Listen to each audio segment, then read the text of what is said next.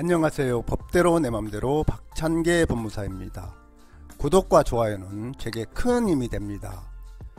오늘은 개인사업체를 운영하다 빚을 지자 이 개인사업체와 영업 목적이나 물적 설비, 인적 구성원이 같은 주식회사를 설립하여 영업을 하고 있는데, 이 주식회사에 대하여 채권자가 개인사업체 운영 당시 빌려준 돈을 청구할 수 있는지 알아봅니다.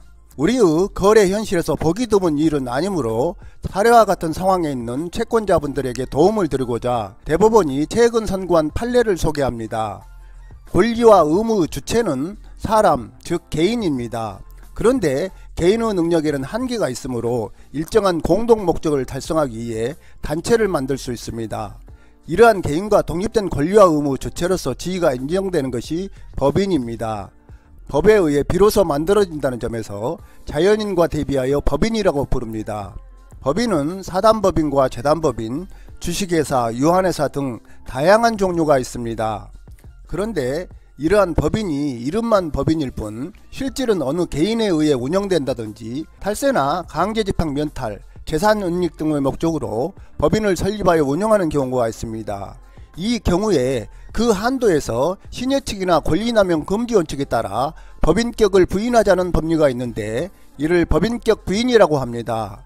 즉 법인의 독립성 자체는 인정하되 부당한 목적에 관계된 특정 사안에 한해 그 법인과 그 법인의 실체를 이루는 개인 또는 다른 법인을 서로 동일한 것으로 다루자는 법리입니다. 쉽게 말해 회사가 외형상으로는 법인의 형식을 갖추고 있으나 실질적으로는 그 법인의 배후에 있는 사람의 개인 기업에 불과하거나, 기존 회사가 채무를 면탈하기 위해 기업의 형태와 내용이 실질적으로는 같은 신설회사를 설립하는 경우에는 그 배후에 있는 사람이나 신설회사에게 책임을 물을 수 있다는 것입니다. 김개인씨는 2004년 4월경 개인사업체인 나무인쇄를 개업하여 인쇄지함 제조 등의 영업을 하였습니다.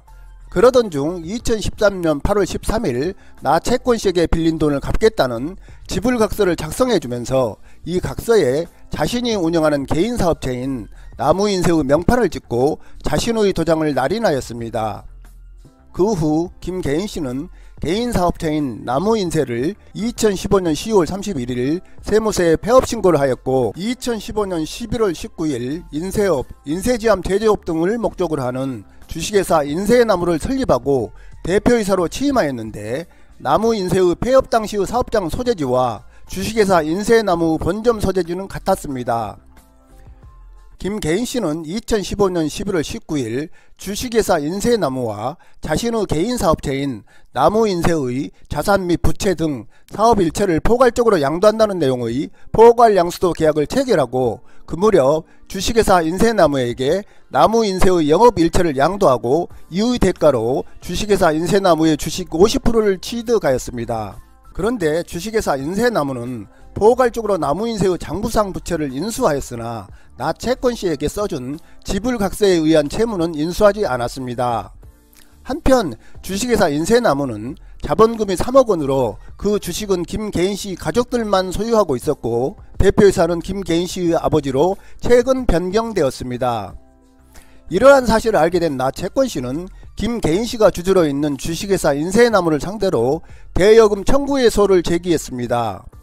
이에 대하여 하급심 법원이 주식회사 인쇄나무는 김개인씨의 나 채권씨에 대한 채무를 이행할 의무가 있다고 판결하자 주식회사 인쇄나무는 대법원에 상고했는데요. 이에 대하여 대법원은 개인과 회사의 주주들이 경제적 이해관계를 같이 하는 등 개인이 새로 설립한 회사를 실질적으로 운영하면서 자기 마음대로 이용할 수 있는 지배적 지위에 있다고 인정되는 경우로서 회사와 개인이 별개의 인격체임을 내세워 회사 설립 전 개인의 채무 부담 행위에 대한 회사의 책임을 부인하는 것이 심히 정의와 형평에 반한다고 인정되는 때에는 회사에 대하여 회사 설립 전에 개인이 부담한 채무의 이행을 청구하는 것도 가능하다면서 나 채권씨의 승소를 판결한 항소심 판결을 수긍하여 주식회사 인쇄나무의 상고를 기각했습니다. 이러한 사례와는 반대로 사실상 1인 기업인 회사를 설립한 뒤 물품대금 등 채무를 지고 있는 회사의 대표자 개인을 상대로 채무 이행을 청구할 수 없다는 점은 알아둬야 할 것입니다. 오늘은 여기까지입니다. 감사합니다.